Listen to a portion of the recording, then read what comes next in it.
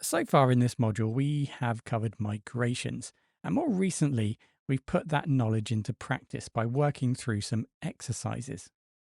Now, I didn't want to move on from migrations until we covered what I think is an important aspect, and that's multi database setups.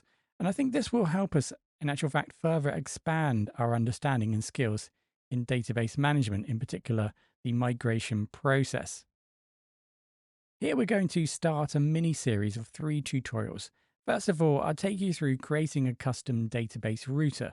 Now, although that might not sound related to migrations, there are aspects of this which touch upon the migration process, and we'll learn how to potentially manipulate and change the migration process within our Django application. Now, I made this into 3 parts because some of you may already have knowledge of creating custom database routers, so that might not be something you want to touch upon or need a refresh of. And then we're moving to the second component and talk about migrating in a multi-database app setup.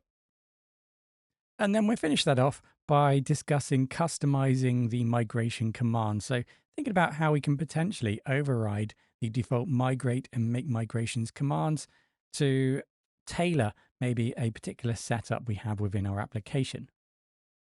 Right, so just before we start, there is a little disclaimer here. So these examples serve as a practical demonstration showcasing the versatility of the router infrastructure and the migration process, modifying database usage according to specific requirements. So while the examples that we show intentionally simplify certain intricate aspects, its primary aim is to illustrate the fundamentals and underlying principles, utilizing routers and focusing on learning more about the migration process. Right, so first up is creating a custom database router. I am making the assumption here that you are completely new to creating custom database routers. I'll take you through the process step by step. We'll build a few custom database routers, and then we can start to gain a little bit more understanding and kind of move towards the migration process from there. If you have never utilized a multi-database setup in Django, you won't know that Django has a database router.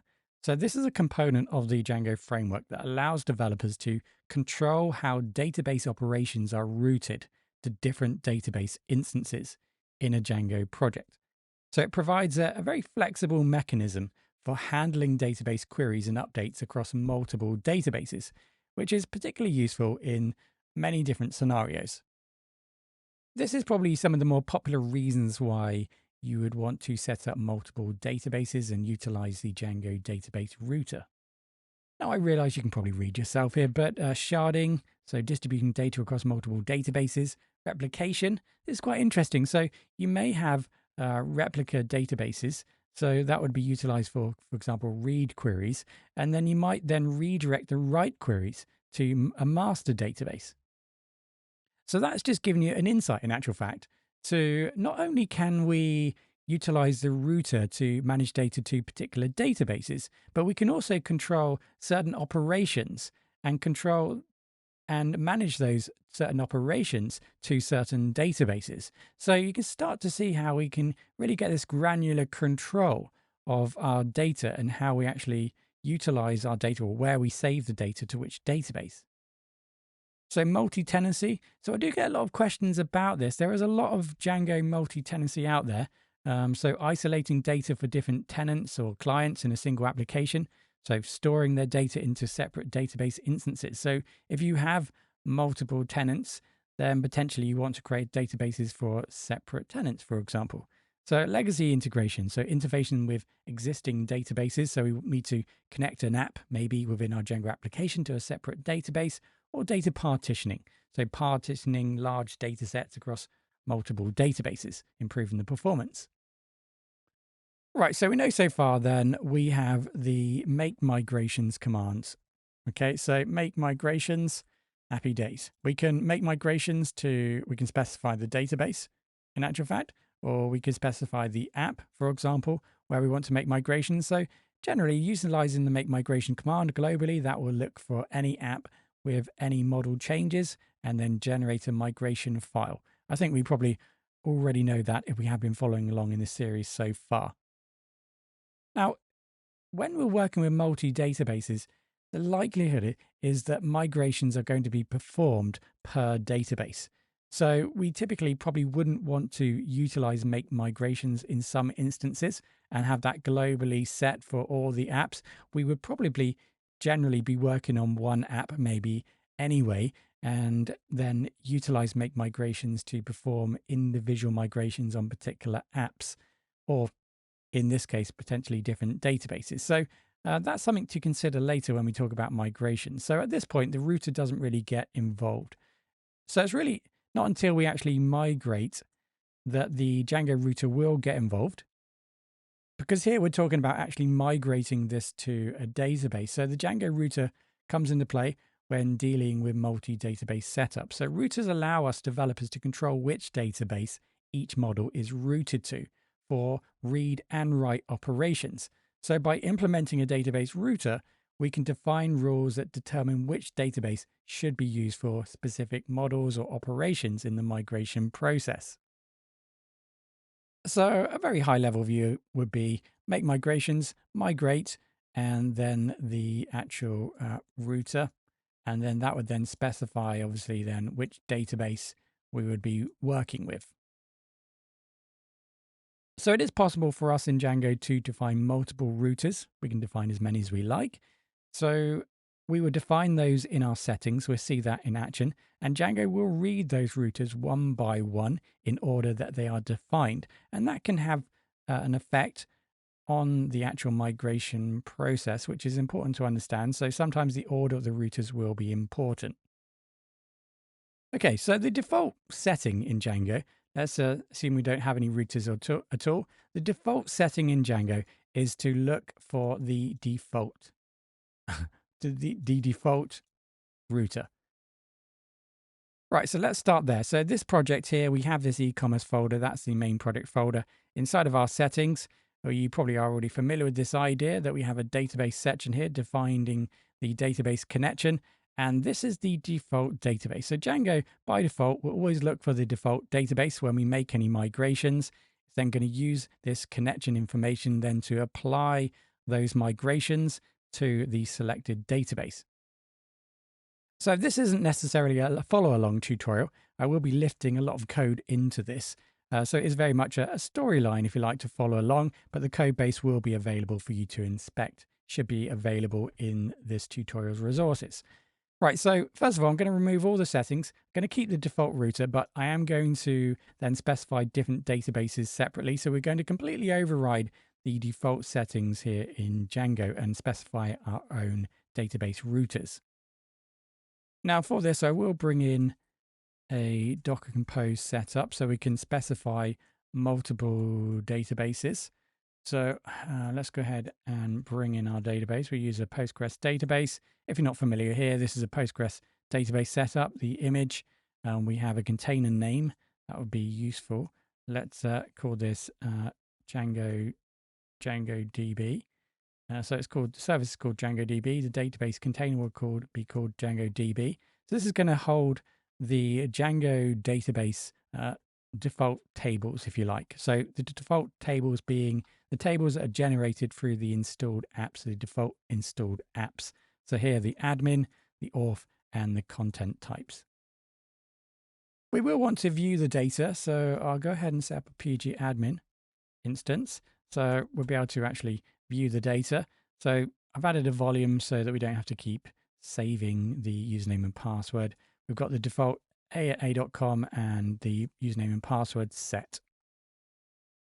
Right, so there is a migration already. I'm just going to delete that migration. Let's just tidy up this project.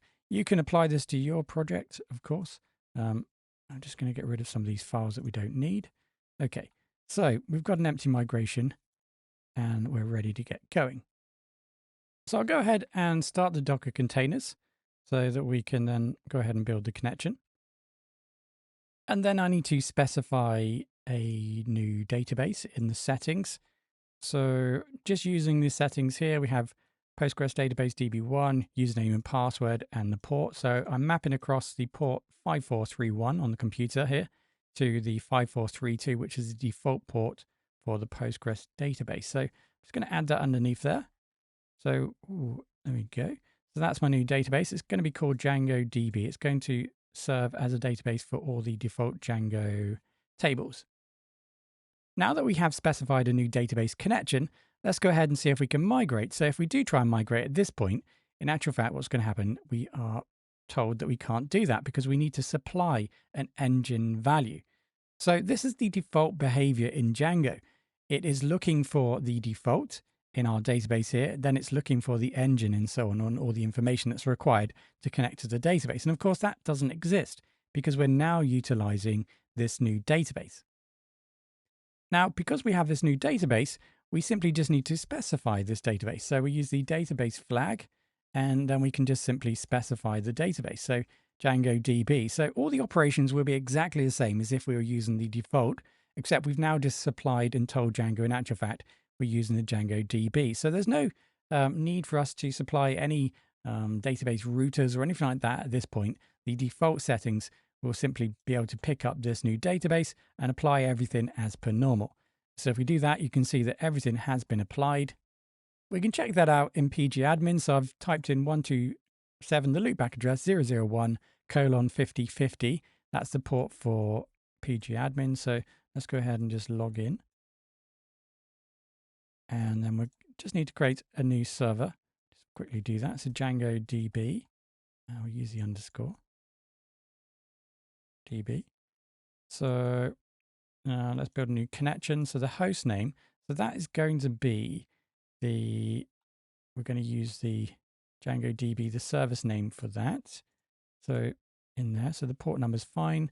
And then it's all Postgres from that point. That's the database username and password. So let's press save. So we can now go in and take a look at our database. It is DB1. That's the name of the database. That's what we've set up here. So in the schemas, in the tables, you can see that we have generated those tables for the auth, the admin, and the migrations and settings and content type. So everything that was needed to set up the default apps. Right, so now we're going to set up a separate database for the inventory app. There are quite a few models in this app. It's relevant, but we need to, first of all, create a new service. So we're just going to mock up the idea. And this is what Docker is really useful for. We're going to set up a new database. So here, this is going to be the inventory DB service. We are just going to set up a new Postgres database. Container name's going to be slightly different. And then you can see that we've got a new database, but the settings are going to be the same. It's important to remember that we can't reuse the same port. So this time we're going to use port 5433 and map that across to the internal port of the container 5432, which is the default port for the Postgres database. So head back into settings. I've gone ahead and now I've created a new database. So I've now specified two databases now within our settings. And just from the previous example, you can see how potentially we're going to utilize this. When we perform migrations or make migrations, we can specify the database that we want to utilize. Okay, so I want to avoid talking about migrations as much as possible because I want to cover that in the next migration. So let's move across to creating a new router. So now, just for the purpose of keeping it simple, we're going to create a new folder here in the root called router, or we can call it routers in actual fact. So let's go ahead and do that. And I'll add a initialization file. Okay, so let's go ahead and create a new file. And we're going to call this the default router. So this is going to manage the router for the default setup for the initial migration. So let's call this default router.py. And then inside of this file, we're going to create a new class called default app router. And I'm going to pass for now because we're going to connect this to our project to begin with. So in order to define a router in our settings, anyway you like, I'm just going to add it at the bottom here. We need to define our database, the database routers. Okay, so here the order is important. So Django will read the routers one by one. So we want to specify our new routers. So that's going to be in the default or the root directory of our project. So that's routers and then .default router. And inside of there, we have a class called default app router. So this is our router to control all database operations on the default Django apps. Now, within our router, we can specify 4 methods. This really gives us some granular control over what we can actually do in regards to utilizing the connected database. So, for example, we can just limit the database connection to just read operations or just write operations. We can define whether there should be relations. And in addition to that, we can also then take a look at changing the flow of the migration. So here we have then 4 operations. So these operations are responsible for controlling how database operations are routed to different database instances based upon certain criteria. So here we have the for read. So this method determines which database alias to use for read operations. So we can specify a database for read, and then we could potentially specify a different database for write, for example. So obviously write method determines which database alias to use for write operations. And then we have allow relations. So this method determines whether a relation, a foreign key, or many-to-many relationships should be allowed between 2 objects that may belong on different databases. So we have that type of control. And then last of all, we have the allow migrate. So this method determines whether a migration operation, creating or applying a migration, should be applied to a specific database, maybe for a given app and model. So first up then, let's lift some code in. So we have this if statement here. Now we're referencing model.meta.appLabel.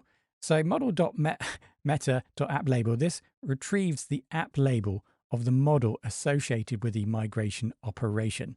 So the model.meta, this provides metadata about the model, and then the app label, if you're not familiar with that, this is one of the attributes that stores the label of the app to which the model belongs. So we're just basically trying to filter out, in this case, when we migrate, we're trying to filter out whether we're trying to perform an operation on some of these different apps. Now, if we do that, we're going to associate those apps with the Django DB database. Okay, so then we specify return none. So here, for the DB for read method, it is expecting to return either a database alias, so in this case Django DB, or it's expected to return none. So if the router does not have a specific recommendation for that model, so here we're actually specifying or recommending this database for these models. Now, if we don't do that, all that happens is we return none, and then that will then allow Django to return to its default behavior of specifying the default database. Of course, in this instance, we don't have a setup for default, so we wouldn't then perform any other operation. If we did or try to, with this setup, maybe migrate an app that isn't in this list here, then we would then return an error. Okay, so we do the same thing for write. So again, we're just specifying which models we want to apply to the write operations, and we have connected it to our preferred database, in this case, the Django DB. So we should be performing these operations on the Django DB, the preferred database. And now we can go ahead and specify relationships. Now, there may be relationships between these models, and we're just pointing out the fact here, if the first part of the relationship is from the admin auth content or session, and the second part of the relationship is also from admin auth contents and sessions, we're going to allow that relationship. So let's remember, in the context of Django database routers, this allow relation method is responsible for determining whether relationships, foreign keys or many-to-many relationships, can be established between any of these objects in this case. So this can get really interesting if you have a multi-database setup, because potentially you are defining relationships between models that reside in different databases. So we're going to keep it nice and simple, working from the ground upwards here. Hopefully that makes general sense at this point. Okay, then last of all, the allow migrate. So we want to make sure that these apps really only appear in the Django DB database. So let's go ahead and run if app label is admin auth contents or sessions, then we're going to return the Django DB. Else in this case, we return false. So here we can use false or none. So false indicates that the specified model should not be migrated for a given database, while if we change this to none, that would mean that the router does not have a preference and Django should then proceed with its default behavior for migrations. So here we are trying to specify the fact that, if we do have admin auth contents or sessions, then when we make migrations, when we migrate those tables, we do want to utilize Django DB. Now, if we have anything else, absolutely anything else, then we're not going to migrate it. In the next tutorial, we will explore that a little bit further and have a look at the behavior utilizing false and none. So I'm just going to remove the existing database in Docker here. I'll keep pgadmin, and then I'll just go ahead and recreate the database. Start again. Okay, so this time we do have the router in place and Django does know about the router. So let's see if we can run and migrate. Now, last time you remember we couldn't. It failed because we didn't necessarily specify any databases. So let's go ahead and see if we can run migrate, and you can see that it is the same outcome.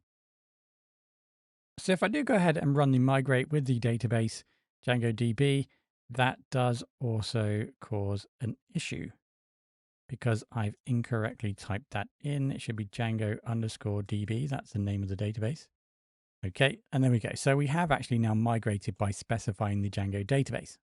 But of course, we already know that. So we want to be able to test this out. So let's take a first look at this in action and see if we can restrict and showcase it being utilized. Now, one thing that's going to be really annoying, because we have potentially set the default to absolutely nothing in this case, and Django is always going to be looking for this default database setting.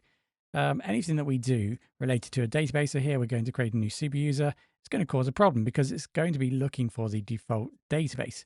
If I were to remove it, for example, and do it again, you can see we have the same problem. Now, the solution to this is we know that we're utilizing Django DB for the default, and we have the database set up. So one thing that we can do is just move this to the default so that we have the Django set up with the default apps. Now, this all comes down to how you're going to interact with your Django application. It might not be that you're running many commands, etc. So that might not necessarily be a massive problem. And by adding that to the default, we need to potentially be really careful how we run migrations, etc. Because we might accidentally utilize the default by mistake, particularly in this situation where we're setting our own default routers. Now, we can also set the default. If I just remove that and then just underneath it here, let's just go ahead and supply that. So set default database. So here we can actually set the default database alias. So database default actually equals database, in this case, your custom database. So let's just go ahead and select the Django DB in this case. So we can actually specify the default if we need to. So if we go ahead and create now, you can see it works because we've swapped over from default to the Django DB. We specified that as the default database. Okay, so let's give this a go. Just a quick example of it in action. Okay, so let's go ahead and run the server. Now, currently I can log in. I can access the server. I can potentially go ahead and add some new users if I need to. Looks like I have full access to this. Okay, so I've just added a new user. So let's see our router in action. So what we're going to do here is now we're going to prevent any write actions. So we're going to return Django DB. That's what we're performing at the moment. So for any write operations for these apps, we're returning Django DB. Obviously, we don't necessarily want to do that. So what we can do is specify none. So now what we've done is we've specified the fact that any of these apps, if they try to perform any write operations, they won't be able to. Return none. So Django is going to look for the default. Now, in this case, the default we've set up as Django DB. So this might not, in fact, work. So let's give this a go. So now we'll go ahead and try to add maybe another user.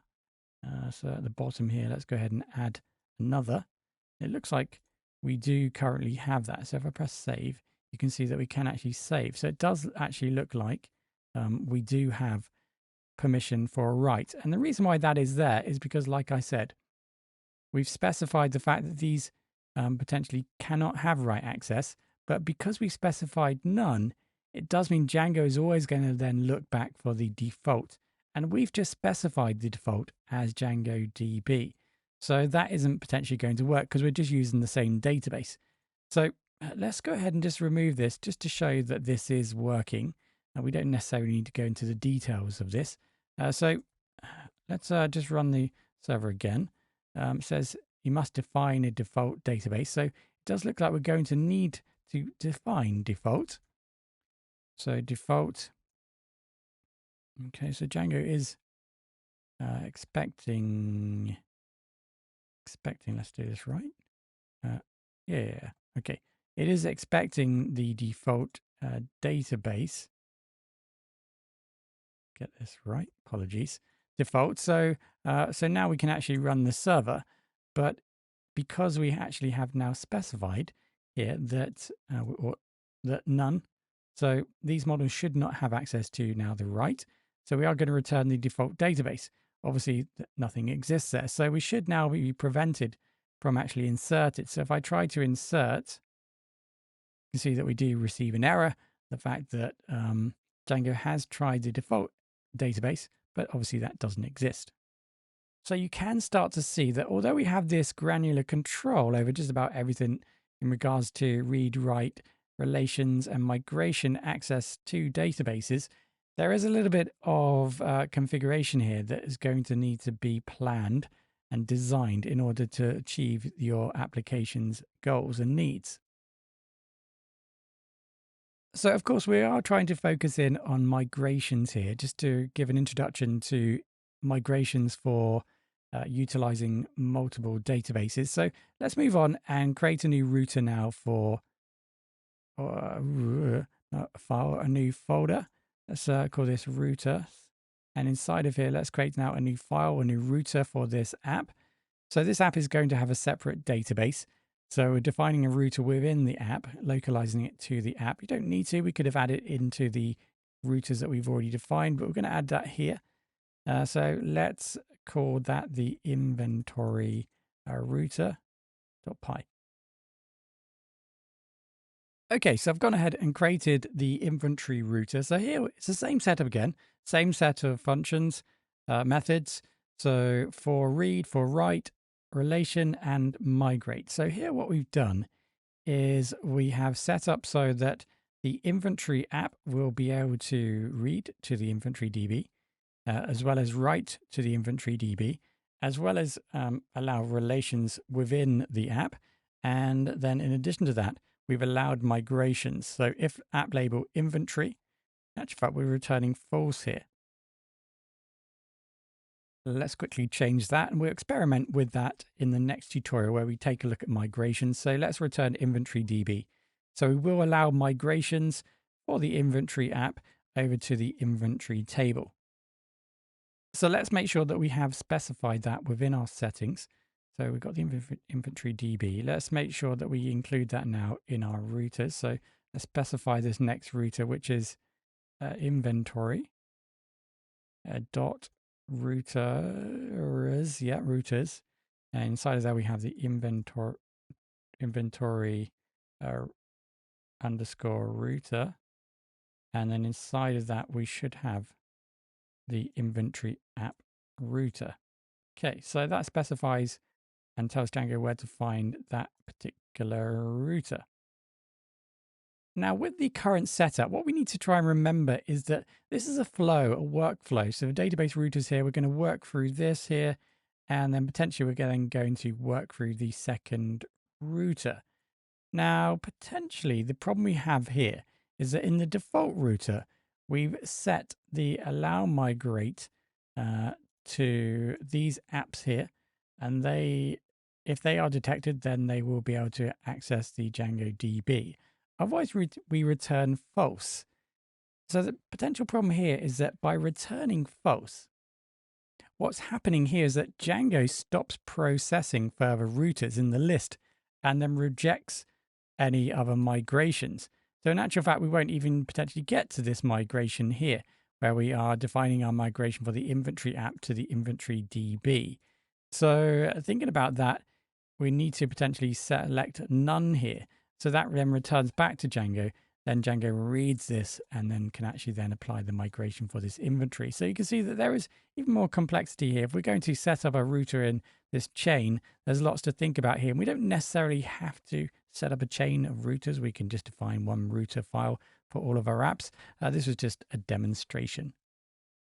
So with that applied, let's go ahead and I just need to recreate the database tables. Let's go ahead and create a migration. I think I have already done that, but we'll just quickly go through the process again. So we make migrations. I specify the inventory app here, and then we go ahead and then actually migrate to the inventory app, or we migrate the inventory app. So I specified the inventory app and the database that we're using. Give that a go. Looks like we've applied. So now when we navigate into the inventory database here, databases, DB2, and then the tables, do a refresh. It looks like we now have migrated all of our tables. Now, interestingly, Django also creates a migration folder. Oh, a migration folder, a migration table, sorry. So we can actually look at the migrations for this particular database. You can see that we have now applied the first migration. Hopefully that's now set the scene for us to now in the next tutorial talk a little bit more about migrations in a multi-database setup.